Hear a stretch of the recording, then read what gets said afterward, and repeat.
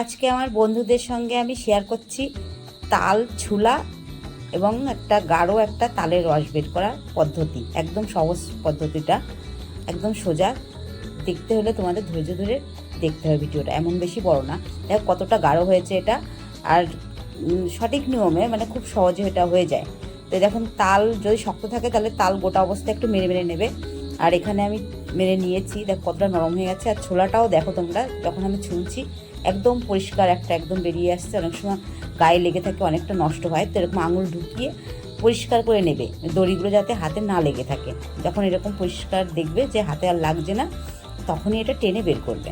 মাঝখান থেকে আঙুল ঢুকিয়ে নেবে, তাহলে দেখবে একটু তাল নষ্ট হবে না এবং এই খোসার সঙ্গে বেরিয়ে যাবে না। দেখো খোসাটা আমার কতটা ক্লিন পরিষ্কার, এতে কিছু লেগে নেই।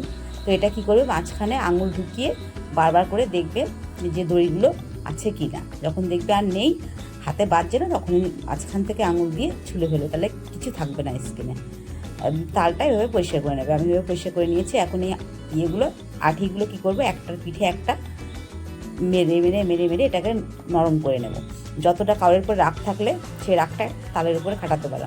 তো এইভাবে মেরে মেরে মেরে একটা গায়ে একটা মেরে মেরে দেখো আমি এই যে নরম করে নিয়েছি একদম। এটাকে এখনও কিন্তু আমি জল ইউজ করিনি, জল এখন দেবো। এই জল দিয়ে দিয়েছি, দিয়ে এখন আবার এটাকে সুন্দর করে মেখে নেব। অনেকটা সময় ধরে মেখে নেব, যাতে এর ভিতরে যে ইয়েটা রসটা আটকে না থাকে। নিয়েছি এখন এখানে একটা ঝুড়ি নিয়ে নিয়েছি, যে নর্মাল ঝুড়িগুলো।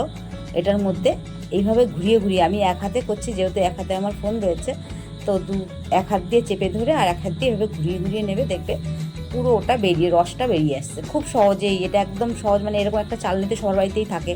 কতটা গাঢ় দেখো এটা বেরিয়েছে তালের রসটা, না দেখলে বুঝতে পারবে না। আমি তোমাদের হাত দিয়ে দেখিয়ে দিচ্ছি উঠিয়ে, তাহলেই বুঝতে হবে দেখো কতটা গাঢ় এটা। একদমই জল নেই। কেউ কেউ দেখি তাল রস করে একদম জল জল মতো, সেটা টেস্ট থাকে না অতটা। এটা কতটা গাঢ়। তো একটা নর্মাল ঝুড়ি দিয়ে তোমরা এভাবে বের করতে পারো। আর ছোলাটাও তোমাদের দেখিয়ে দিয়েছি। এভাবে বের করে নিয়ে তিনটে আটি যখন আবার এক জায়গায় রাখবে, তখন আবার একটু জল দিয়ে বাকি যে রসটা সেটা বের করে এইভাবে চেলে নেবে হালকা হালকা জল দিয়ে। আমি আবার জল দিয়ে দিয়েছি, আবার বের করে নিয়েছি।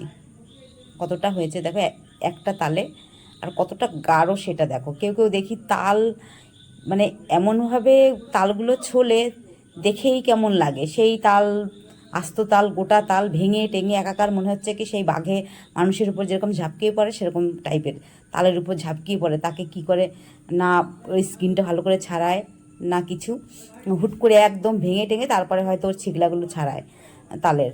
তো আমি এখানে এরকম করে নিয়েছি, তোমরা করতে পারো। দেখো পুরো একদম সাদা হয়ে গেছে লাস্টবার, এটা জল দিয়ে একটুখানি হালকা জল দিয়ে এখন এটাকে আবার এভাবে করে নিচ্ছে। পুরো দেখুন আটিগুলো সাদা, বীজগুলো এর ভিতরে কোনো রস নেই, রসটা পুরো বের করে নিয়েছে। আর কতটা গাঢ়, তোমরা বাড়িতে এভাবে ট্রাই করতে পারো। আর এইভাবে খুব ভালো রসটাও বেরিয়ে আসে এই চালনি দিয়ে। চেলেও যায়, দেখো একটাও আঁশ নেই এতে। ওই চালনি দিয়ে একসঙ্গে দুটো কাজই হয়ে যায়, চালাও হয়ে যায়, কাজটাও হয়ে যায়, আবার এরকম একটা গাঢ় পিউরি আসে।